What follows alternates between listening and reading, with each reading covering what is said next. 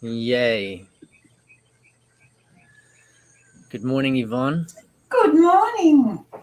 And it's Good an morning early from morning for us sunrise time today. in Bali. Yes, you are. Yay. So great to be with you again. Yes, wonderful.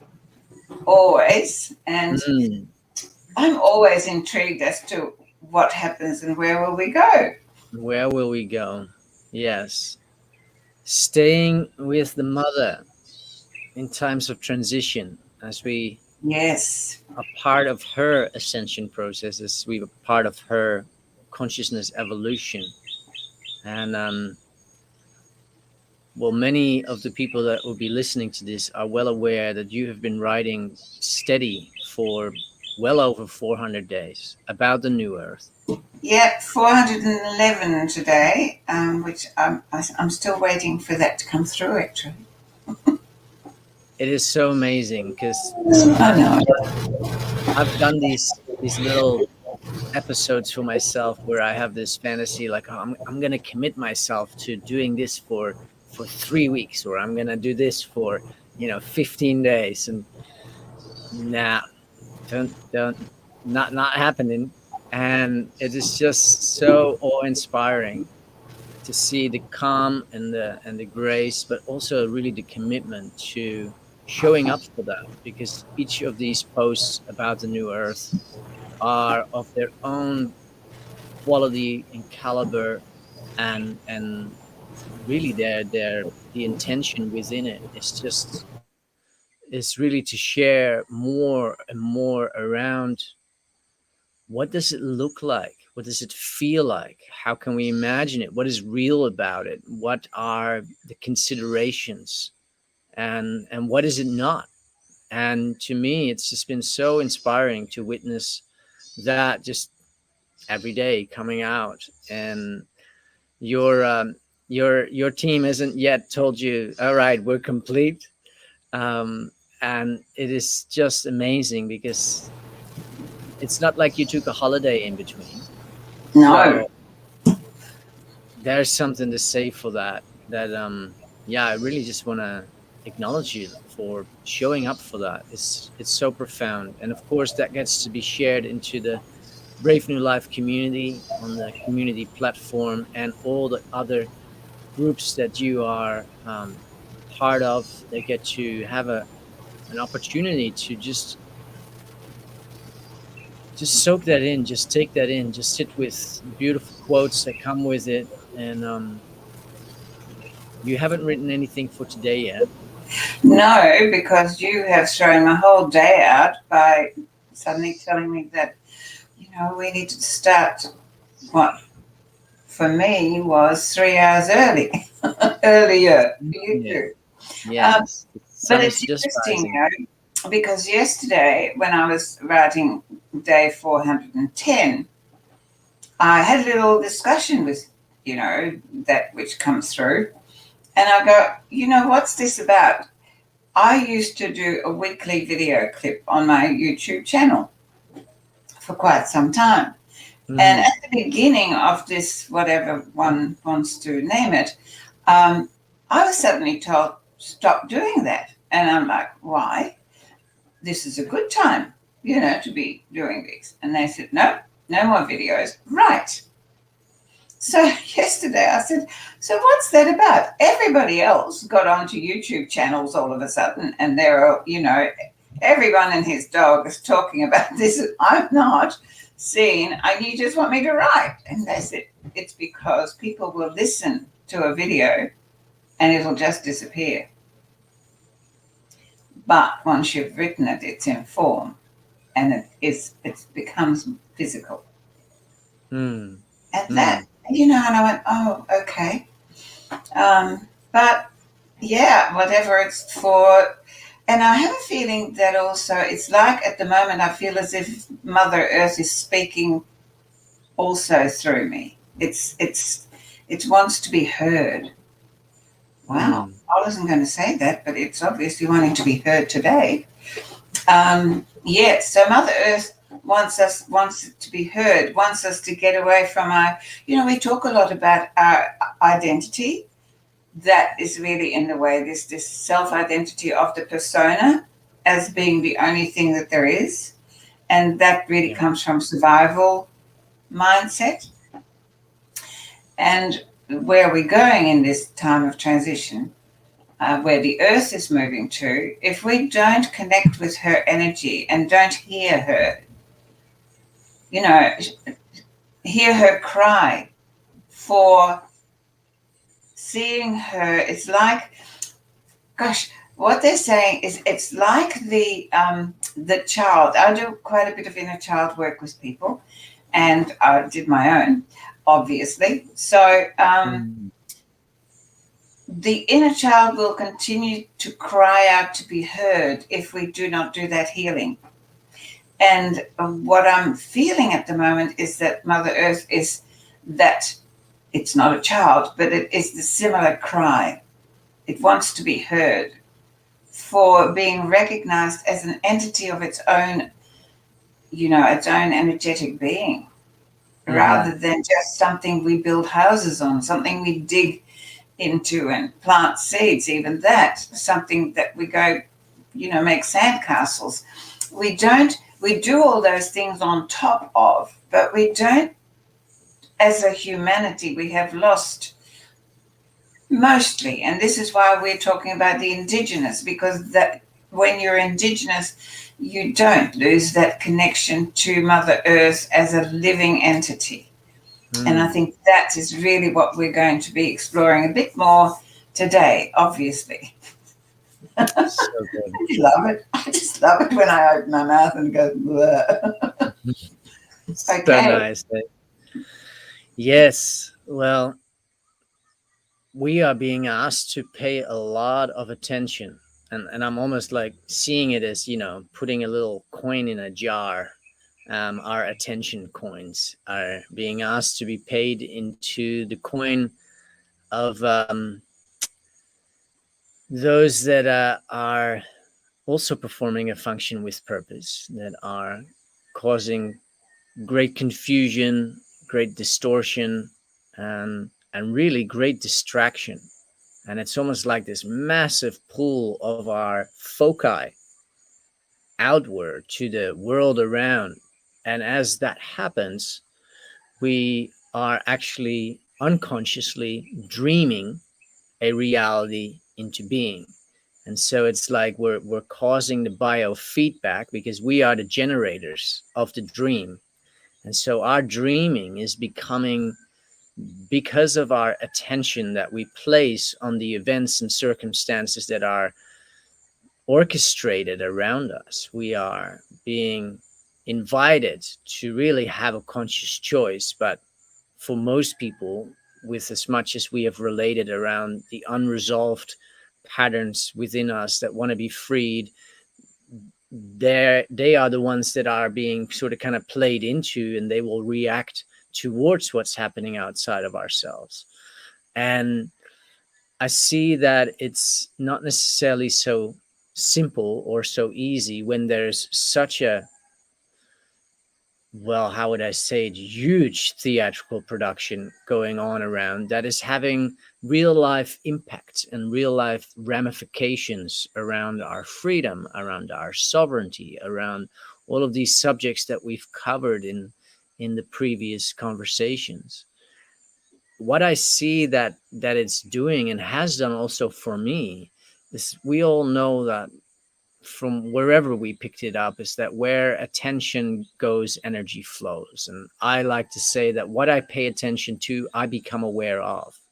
So if I pay attention to what's all going on that is wrong or not right or unjust or all of these things, that is becoming my awareness. And I'm actually watering with those thoughts my mind gardens. And I'm cultivating with that future scenarios in my dreaming that aren't necessarily of peace, transformation. They're more this kind of holding pattern of everything is pretty not working out, and we just got to kind of hold our breath and suck through a straw, and then things will get better. And then what I think the underlying concept has even for me been, well, and then things will get back to normal. And what I witnessed within that is that I've greatly forgotten for quite a few months because I got so entrenched in the doing, in the showing up, and in the raising the awareness, health sovereignty summits. There's been a lot that I've leaned my life force into, and I really forgot to connect with what is really going on, because the outward reality that we are perceiving and that we could pay attention to is just but one option of a story, and it's a man-made one. And it's a man-made one of a really poor production because there's no love in it. There's no peace in it. There's no harmony projected into it. It's the opposite of all of that. And I've recently really kind of apprehended my own mind and my own being in that. When they were deploying the military here in Bali to go and, do inspections, and I got imprinted with the stories of my grandparents of what happened during the Second World War. So all those narratives were active for me. And, Ausweisbitte and wo sind dein Papieren? And so that all came up for me. And it really brought me into this like freezing space. And then I asked myself, as I recognized that, because I have that self-reflective awareness a little bit, I'm like, so hang on, is this happening now? And where is this happening other than right here in my mind? And if I'm all about dreaming wisely, what am I dreaming into being right now other than getting pulled up by, a bunch of guys in uniforms that jump from behind a bush to grab me? And what am I leaning my dreaming into? And I sat with that and I was like, well, okay, hang on, let's look around. So I looked right at this. This is not a virtual background. Um, and I said, is this happening now? And that dissolved the story that I was paying attention to, but really that I was generating and cultivating, because I realized that this war that was going on in my mind, that it was really only going on here. I'm not dismissing that it's going on for other people, but in each moment, we as human beings do have a choice whether we go into fear or whether we go with love. And going with love seems to be a lot harder these days, but that is our nature. So it's the choice is to go into fear, out of love, into fear, or just be with love. And so I brought myself back and I realized that it's much more beneficial for my cells and for my beingness and how I can shine my light into this world to actually stay with the mother. And that's where it reminded me of the teachings that I received from my grandmothers, and also my direct communication with Mother Earth as a spirit, which I found tremendously exciting series of journeys of having to go on adventures and place crystals in places. And oh my God, she really pushed me to the edge of my comfortability while working and trying to get stuff done. And it wouldn't let me go at all, ever, until I would actually complete whatever I was asked to do. And so I come back to that this transition is happening, and I'm starting to get more open to really feeling into what is her dreaming, what is her song, and she wants to be heard. And that communication seems to be much more of a dreaming of transformation into a new frequency that I'm personally much more interested to lean into, because it actually cultivates joy and it cultivates new learning that is part of nature. I'd like to just invite you to just share from that place that has knowing of this, so that we can hear and receive that. I was sitting here listening to you, and I was feeling so blessed and so privileged because of these daily downloads that I do every day. I'm automatically tuned in, and I know I told you right from the beginning that has always been, my way of being, that I tune in for work every morning, because this is my mission. My soul obviously knows much better how to run my life than I did, because I just seemed to make a mess of it. But, when I first had my time of awakening, so that's when I surrendered, and I went, well, I've run this truck into a ditch, so I think maybe, I'll get some driving lessons. So, but this the fact that every morning when I open myself up and this information comes through, because I don't have a personal agenda that is in the way, and I just allow it to come. So my cells are constantly adjusted and attuned to the information that comes through. And for me, that is the truth I live. And yesterday I was having lunch with one of my students, and I was talking about how I see the world outside as, oh, I remember that world, but it isn't my world.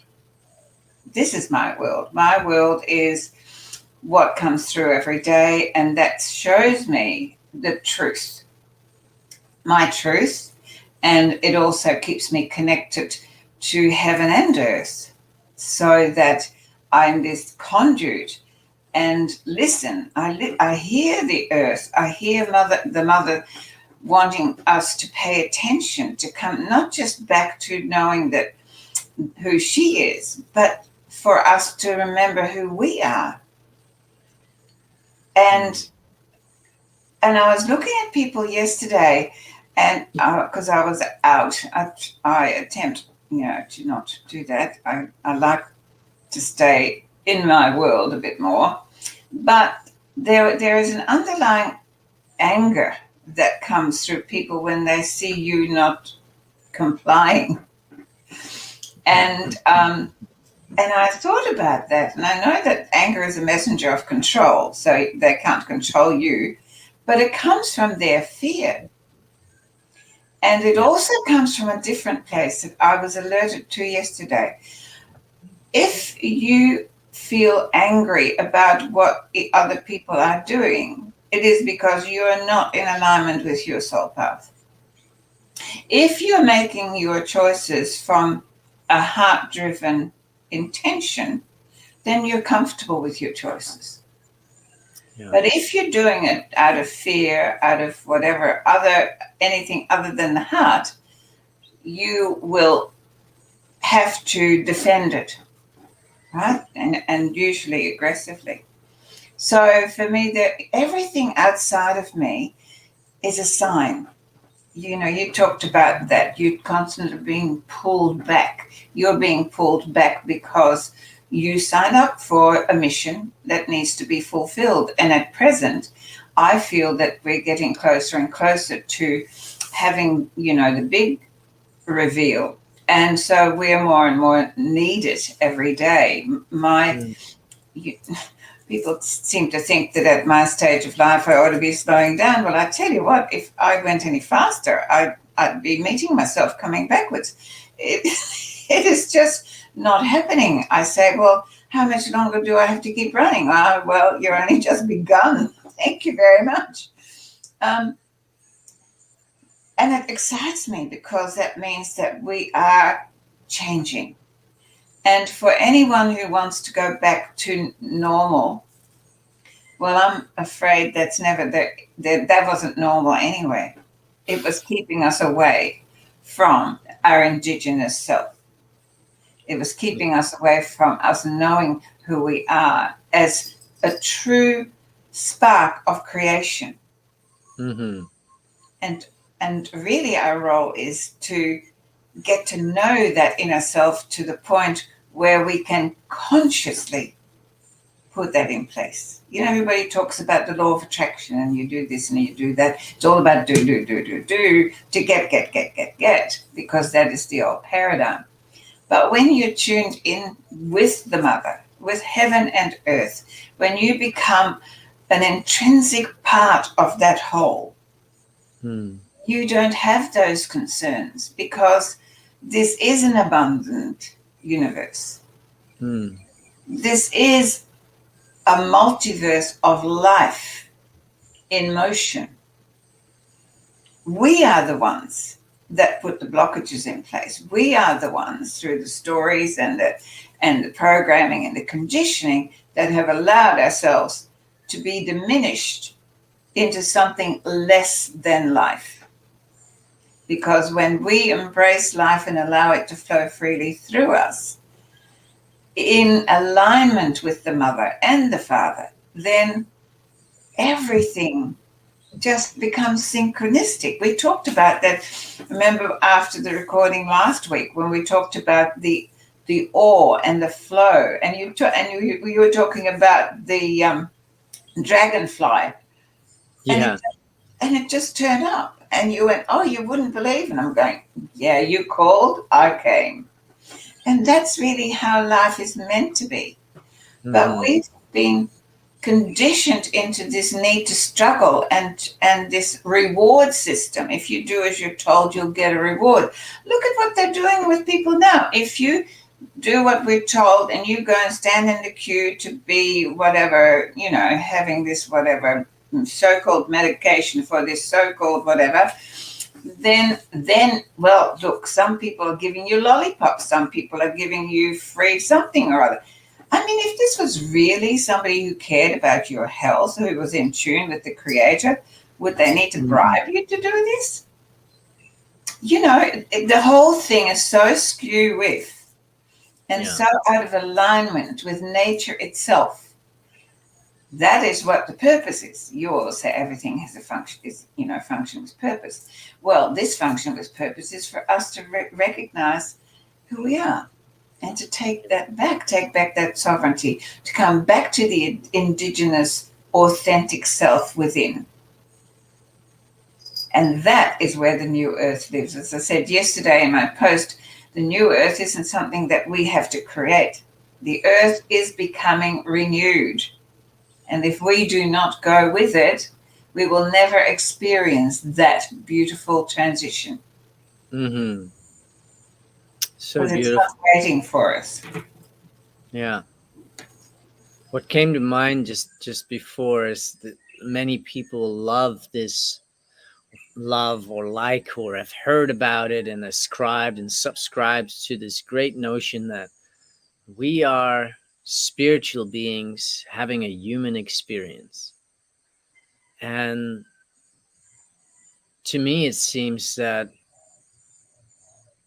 liking that sort of one-liner material is beautiful, but without kind of pulling it apart and what does it actually really constitutes to be a spiritual being having a human experience, because it seems that we're currently being offered this opportunity to really get into the human experience and forget all about our spirituality, get all into the story of everything and into the bifurcation and the separation and the I'm not this and I'm not that and you are not like this. And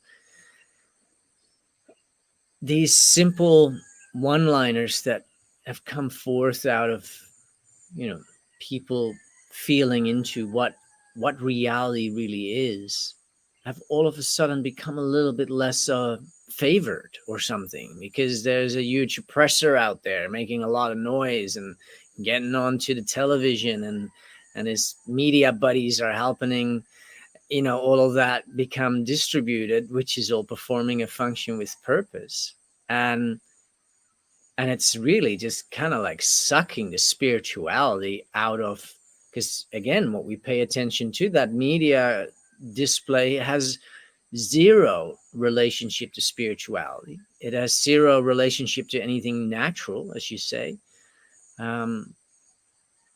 It's very intriguing for me to see that it's so easy to fall into story and not actually go to the essence of spiritual teachings. It's not about that we're having a human experience. Yeah, sure, we're having a human experience, but the first part of the sentence is that we are spiritual beings having a human experience. So what about that spiritual component?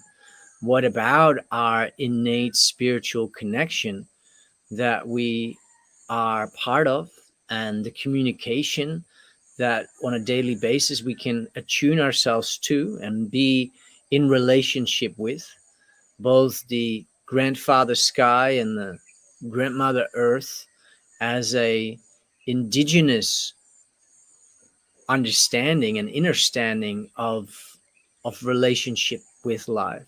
These archetypes weren't just created because it just felt really nice to call the sky grandfather and the earth grandmother. This is oral traditions of, well, how we would maybe see it in the Western world from a Western perspective, deeply connected spiritual people.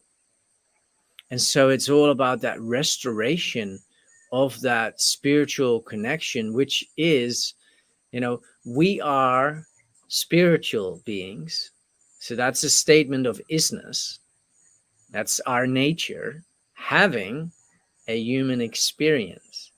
And so I feel that the invitation moving forward, and also in relating to what is really happening on that spiritual plane with the mother, that is having a transformative occurrence ongoing, and what is it calling from us to remember, and how can we marry, because I feel personally that is the art. It's just like, I'm not telling people stop being a human being and identifying with your human experience, but bring forth and call forth that spiritualized nature that is who we are, and allow that to take maybe a little bit of a bigger seat at the table of the current series of affairs in our own being. And this is something that you, of course, have done for, gosh, I can't even, there's no point putting a time frame on it. But you do that. You call in that, all right, I'm here. I'm here for work. I'm here on commission, and you show up for that. I'm just wanting to explore that a bit more as to how we can all meditate, we can all attune with Mother Earth in a meditative space.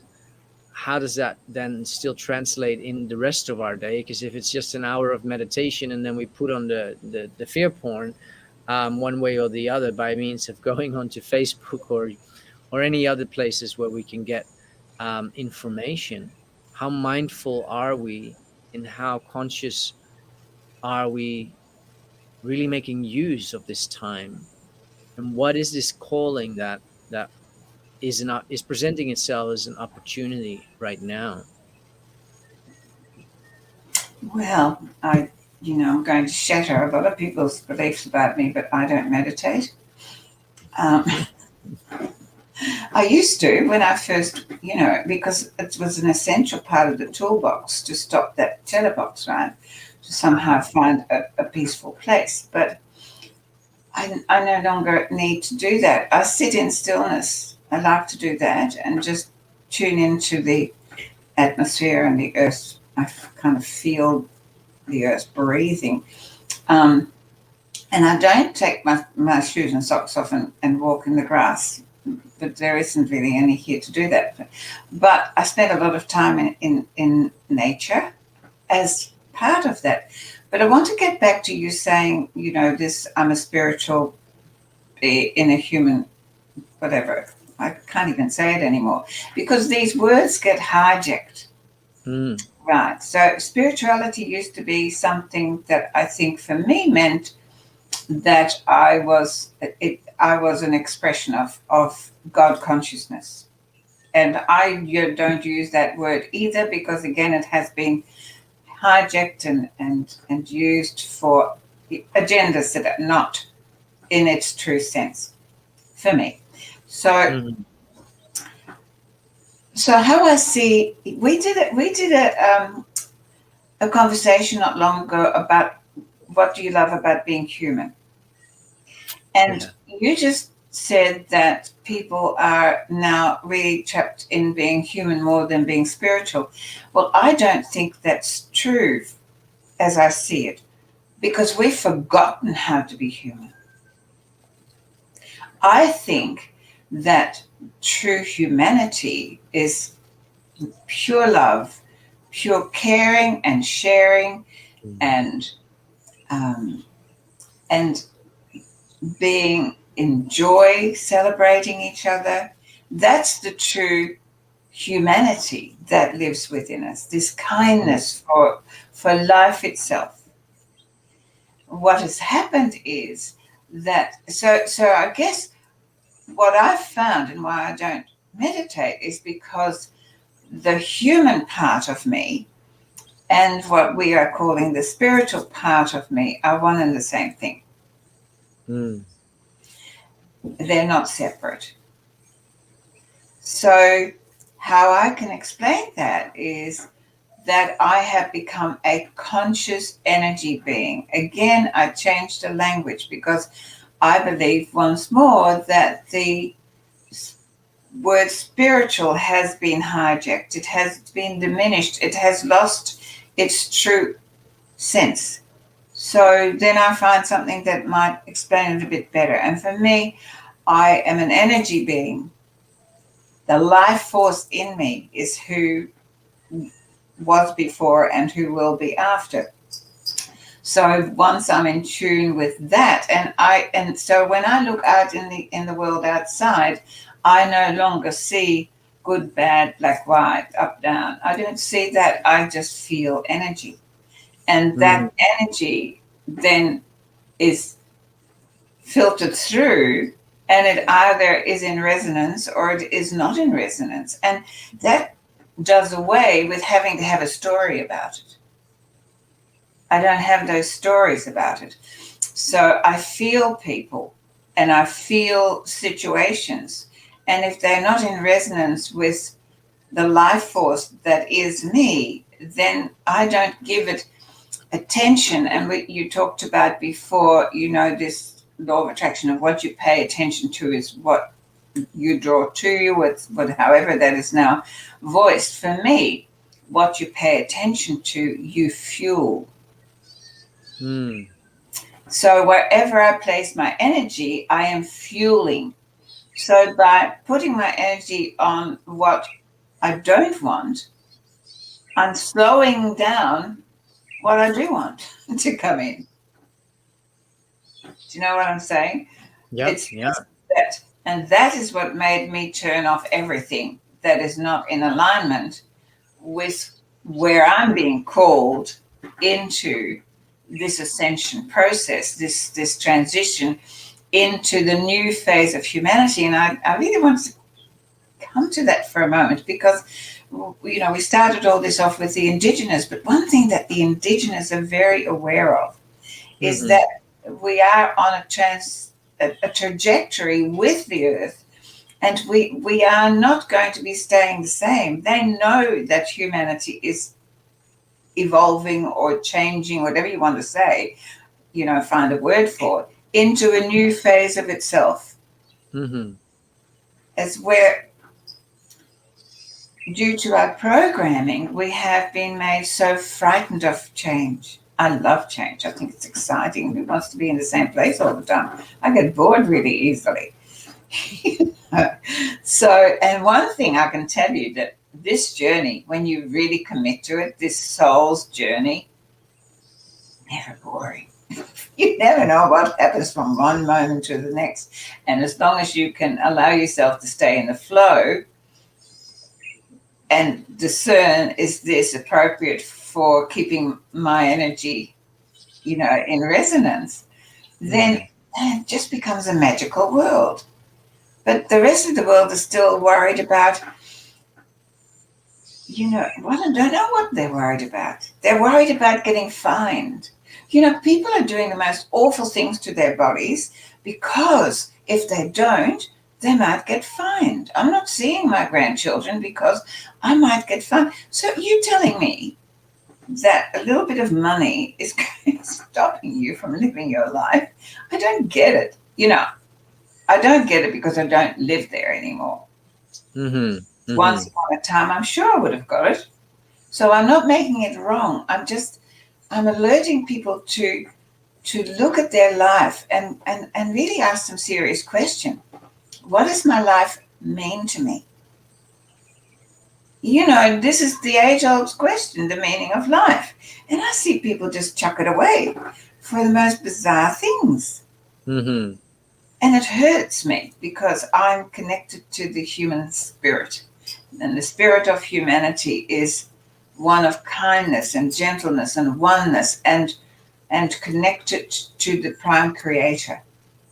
Yeah. And we've lost that. And the prime creator is the part of the mother, and you call the grandmother. I'm a bit older, so I can call it the mother and the father. And we are there as conduits, as we're here to have joy, to share, to expand, to ascend. Mm. But we can't do that while we're concerned about somebody giving us a fine and somebody giving us something that might make us ill. What is making us ill is the stories in our heads. And what makes us ill is the disconnect. The disconnect from nature, from our natural self, from the mother, and from knowing who we are. Yeah. Yeah, it's such an interesting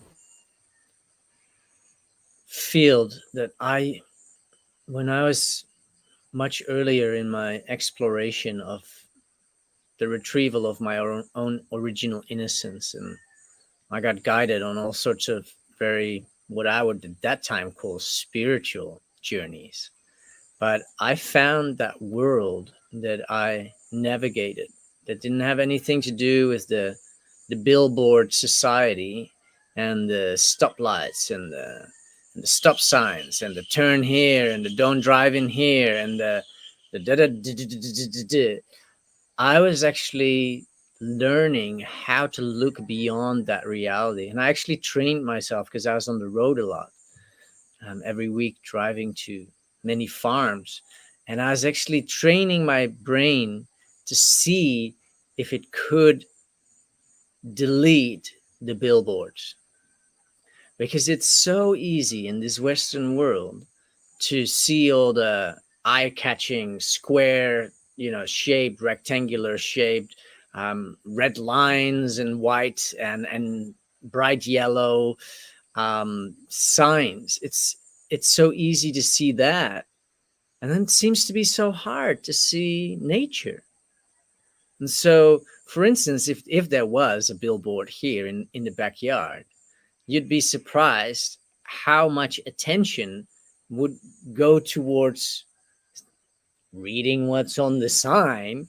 And that's been something for me that I've really kind of had to bring myself back to in terms of this natural world, and starting to really, after I managed to delete some billboards and I no longer really got caught by them, to actually then start focusing as, all right, I did that, but so then what do I do?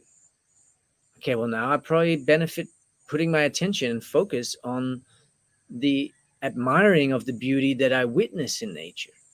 And so I remember a story in a place where I would have to take a turn to the left. And almost every week there would be one of these guys with one of those little radar guns, this little, dressed up in a suit, would be standing behind that particular tree. And so I obviously formed a story about, got to watch out of that tree, because, I'm not one to keep rules, and I'm certainly not one to, drive according to whatever the sign says. And it took me probably about 3 weeks. And then one day I just decided, you know what, stuff it. I'm going to pull my truck over to the side of the road, and I'm going to just sit here until I can definitely admire the beauty of this tree, and it was a massive mango tree. And it didn't take me long. I didn't actually have to get out of my car. I was just sitting out there and looking out my window and just really taking in what life is. And I was cultivating appreciation for natural beauty within myself, and I benefited. This isn't a tree that was all of a sudden like, oh, finally I feel seen by a human. No, it was me that was just bringing myself back into the natural order. It was me who was bringing myself back out of this, oh, is the guy there? Whatever story the mind had got, injected with, really. I brought myself back into that natural space of relating.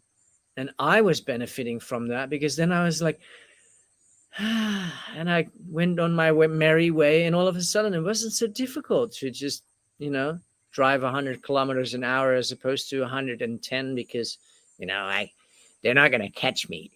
I brought myself totally into a space of contentment and resonance on a biological level, where I could really sense the difference in how I was seeing the world, how I was therefore experiencing the world. And what I learned to do more and more over the years after is to let life inform me. Instead of me saying, oh, there's a coconut tree, and there's a little house, and there's a banana tree, and and box, label, I found myself walking around with what I call a label gun. And it'd be like this super fast, shooting stickers on everything so that I could categorize it and create a frame around it. And I really had to train myself, just like with getting out of the prioritization of watching signs and billboards and all that paraphernalia, to opening myself up again, returning to a place of willful openness for nature to inform me. And I've experienced some rather vulnerable moments with that, because what I realized in the process of allowing nature to share her story, her what is alive and being navigated right here behind me, if I sit with that for long enough and I allow that in, and I allow the story to come, and I allow my cells to open up beyond my own narratives,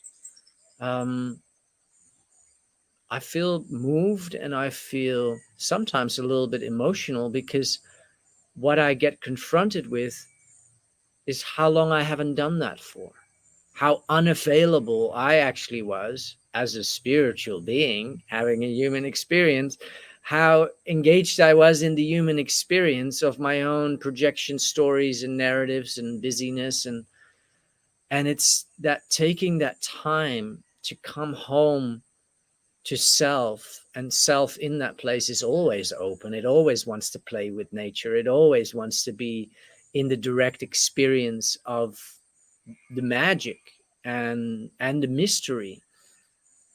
And I feel that doing that just in my own backyard is something that I do too little of. And at the same time, I've also realized that judgment on myself is almost a bit of an additional story that I tell myself. Because when I really tune in where that story comes from, it comes from the same paraphernalia factory that's trying to keep me out of connection. Because the reality is, I am never not in connection. I am never not part of the mother. I'm never not part of nature, and I'm never not part of life. That is happening all the time.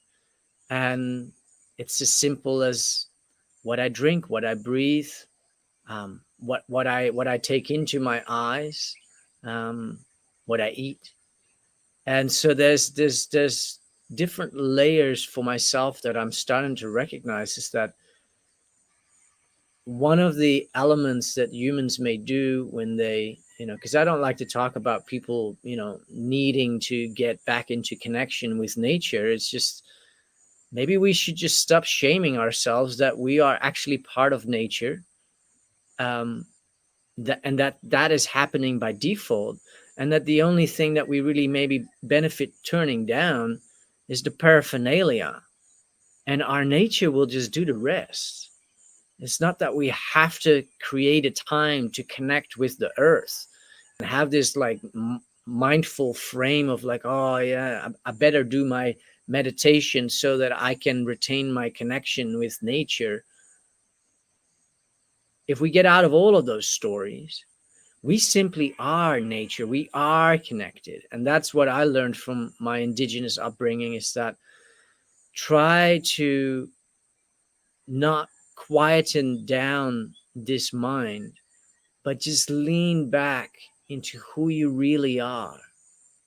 Allow all of that just to be what it is, and just lean back into the real truth that really exists all the time, doesn't go anywhere.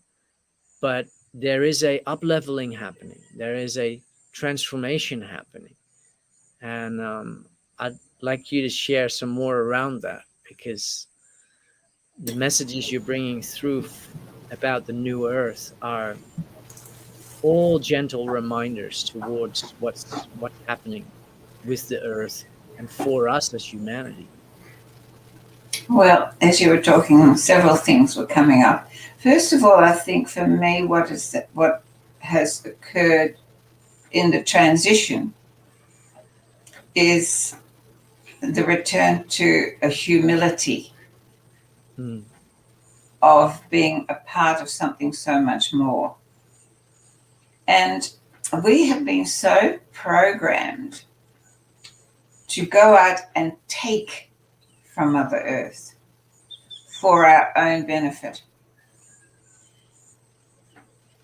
And what that has caused is the lack of awareness of what she will give quite unconditionally and so generously all the time. When we're not abusing her and we're not, raping her, which is what has been happening, when we walk out there and as a part of her, when we can feel her breathing, when we become one with the flora and the fauna, when we talk to the birds, when we talk to the plants, when we talk to the soil, when we talk to each other, which is something that is now being stopped. People are afraid to talk to one another. Yeah. All this separation, all this taking away from. So once we change that mindset from, I don't need to go out and take anything. If I just sit with her and if I just become one with her, her generosity is infinite. Mm. And that is the transition that we have to go towards. This arrogance of it's all mine, it's all mine, it's all mine is, to me, it just stuns me how it is becoming so terrifying for people to have to give up their trinkets, as you say. And yet, on the other side, one of the things that I've noticed with all the being put in jail stuff, on a naughty chair, as I call it, is that everybody's gone and decided that how much less they can live with, and have been emptying their drawers and their cupboards and then goodness knows what and chucking out, because, yes, all this collecting of trinkets just takes maintenance. It means you have to go out and pay for it, which means that you are spending far more time at a job when you could be out sitting and listening to the birds, right? But all to maintain and supply. When Mother will supply everything you need, when you stop chasing. I just have this real sense of well-being because I'm not chasing. And the less chasing I'm doing, the busier I seem to be getting, the more in demand, my writings are becoming, and I'm like, okay, because I'm not chasing anything, because I know that all my needs will be met as long as I stay connected consciously. Mm-hmm. It is that word. That word is everything. We have become these robotic, unconscious, reactionary doers that has taken us away from the responsive, self-aware beings. Mm-hmm. And that is the journey, what you call the hero's journey, is to reestablish that, to remember that, to be fueled by the Force. I loved Star Wars. I think Star Wars were fabulous. And my favorite scene was when Obi-Wan Kenobi stands there and makes the bad guys speak the words that he wants them to speak for him. And I've practiced it and it works. So, it is when we align with each other. It's this, what you and I've talked about, this symbiotic dance of nature within each one of us, with the understanding that, and I think that's what I'm supposed to be writing about today. There was the soul's journey is this understanding that source has sent out all these sparks of life and electromagnetic impulses into life, as trees, as flowers, as birds, as cats and dogs, whatever, as humans. So it has individuated itself, love that word, for the purpose of having as many experiences of itself as it can. Yeah. But at the same time, it all comes from the same father, mother, whatever you want to call that, the quantum field of consciousness that is all that is. So as much as we are separate, individuated sparks of reality, as we see it, we are all connected from the same source. Mm-hmm. It's like siblings, right? Totally different. And sometimes you wonder how the hell they came from the same parents, because they're there to have a different experience. And I think we've lost the big picture. We've lost the whole connection to life itself. We're so busy accumulating stuff. And then underlying all of that is, of course, the falseness that we, right from birth, have been told that we must avoid death at all costs. Well, the indigenous don't do that. They know life and death are the same, two sides of the same coin. And it's just a flip of that coin that tells you which side that you're on. So whilst you are alive, live it, but live it from the heart, not from up there, because that is still full of rubbish. Full of rubbish. Yes. Full of Yeah, rubbish. that's where the programming resides. That Yeah. has been put on top of our innate and natural knowings of what is simply natural, and that's something that I recognize is has been for me some of the most confronting self-reflective work that I've ever done, is to ask myself, is this natural? Is it natural to be thinking these thoughts or expressing myself in this way? And the cells know, nature knows, no, it's not natural. And so, so that's when then I came to my own human damage. Because the question is, do you want to keep doing it like that? Well, I don't want to keep doing it like that. Well, and then I discovered that the only way out is in, because, by just me saying, well, I really want to get out of this human damage because I really don't want to do it like this anymore, because I'm treating you as less than me, or I'm putting myself over you in the thought frequencies. Even I really want to break these patterns, because what they cause me to be in is separation, segregation. I'm more than you, so I'm defending something that doesn't actually need defending. And in order to get out of that, I actually had to work out, where does it even come from? Where does this originate? Where does this sit in me? Of course, that's where all the unnatural events and circumstances and imprints can be discovered, and they do want to be retrieved, because there are little children inside of all of our beings in this subconscious, unconscious terrain of our mind. That is where the disassociated aspects of self are just still being able to pull the little reactionary string from, send up a little electrical shock, and that made me in the past and go rah, rah, rah, rah, rah. And really what that was is just a messenger from within. And so I've done that exploration quite thoroughly, and once those parts are retrieved, the ease and the grace in the neurochemistry, that natural way of being, naturally becomes restored, because it's not like we can re-enable our nature by going and doing and attaining and following the same kind of programmed trajectory of getting somewhere.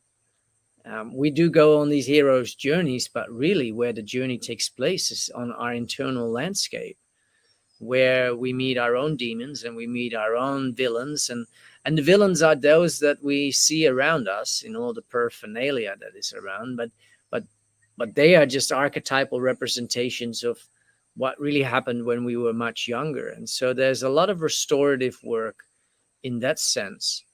And I just wanted to ask you around these sanctuaries for the new earth, and how do you perceive that those places are natural ecosystems?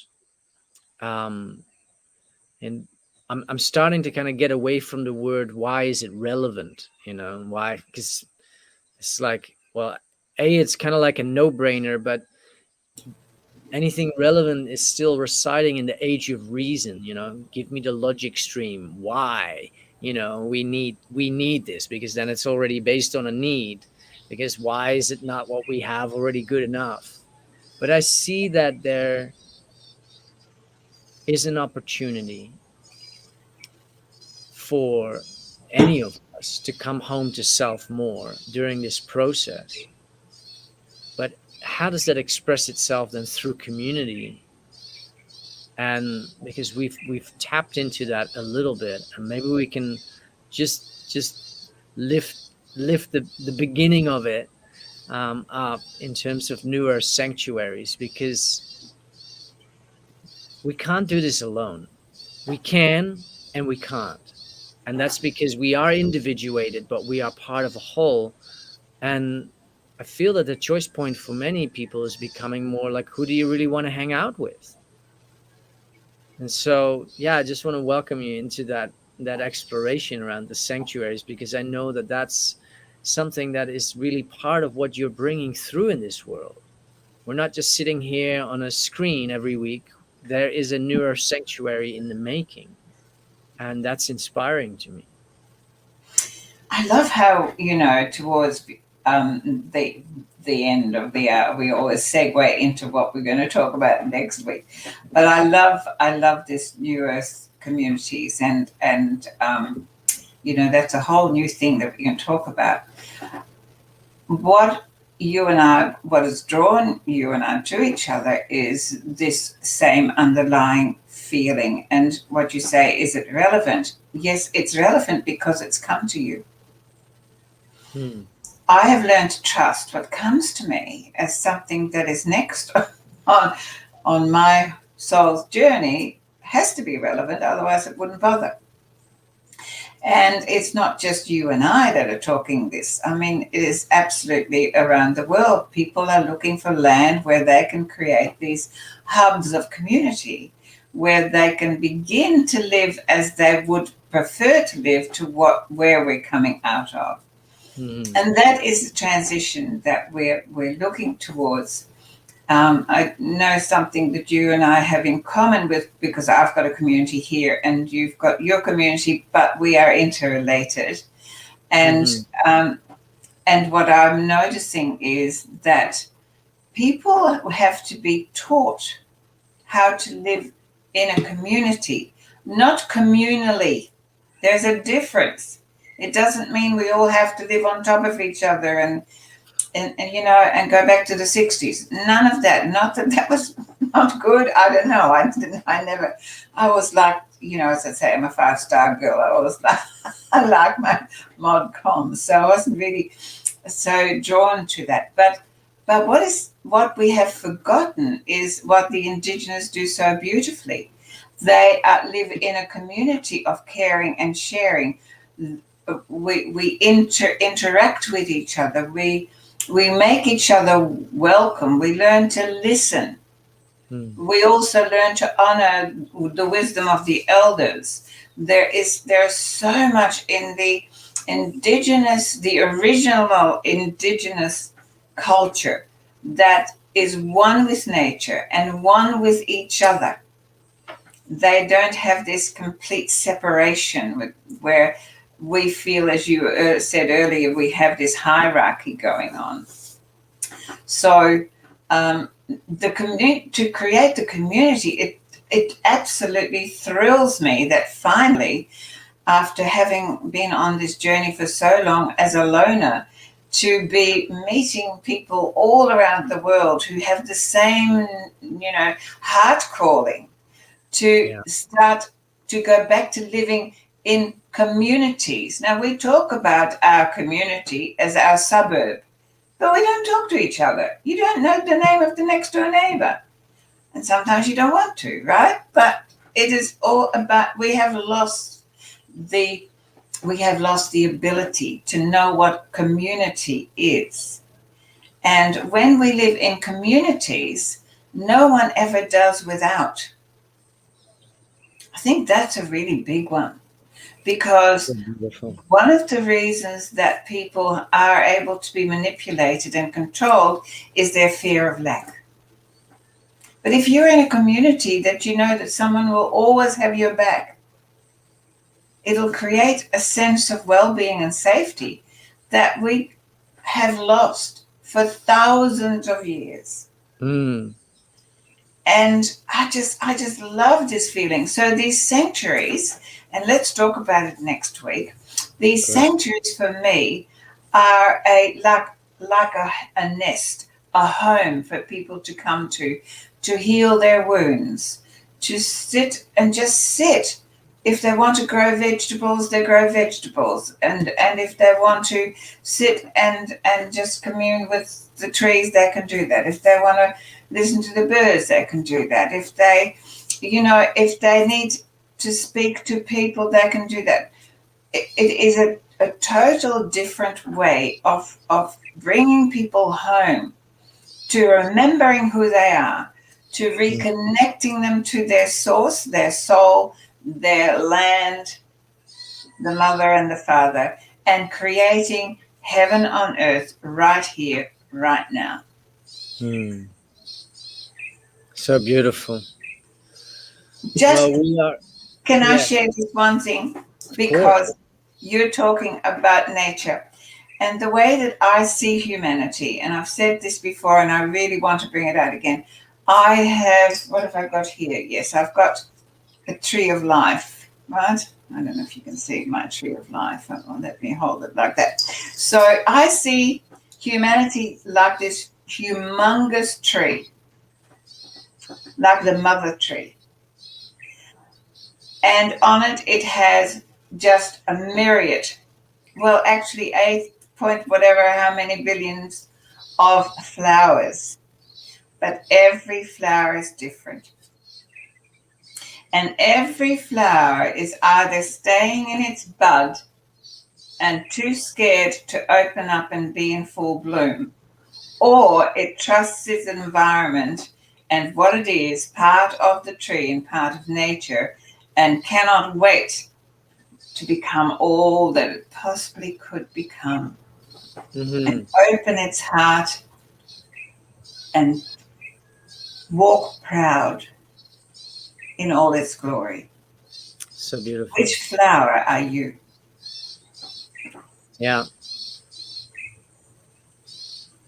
Great question. Well, I'm deciding to stay with the mother and find my path to be in closer communion with her. I encourage anybody to do the same, because in that place there is a natural nourishment and nurturing that encourages that unfolding and that budding of the flower to keep following its own life's expression. So great, Yvonne. Next week we have something lined up around these sanctuaries for sure. And I want to thank you again for being here and sharing, from a lifelong, full of experience and journeying within your own self, doing the inner work. Um, I've probably just had a fast run at it, and been so blessed to have come to where I am. And every week I'm still enjoying the poignant reminders for my own selves and my own work and my own activism, my heart's activism, um, to make this journey really about me, and do also what it is that we talk about. So it's great transformative. Its great transformative function is definitely alive in me. So I'm about to head out to a beautiful farm and teach a large group of Balinese students about connection with nature. And they don't have any challenges with that. I must say that the next generation is seeming to be a little bit off, because most of them just, they do this a lot. But thank you for another great hour, and we will be back again next week. Maybe a better time? Maybe a better time. Yay. Nice. So beautiful. Thank you. It is you. what it is. Thank you once more. Whatever has brought us together, I think we're making beautiful music. Beautiful. Love that. Thank you.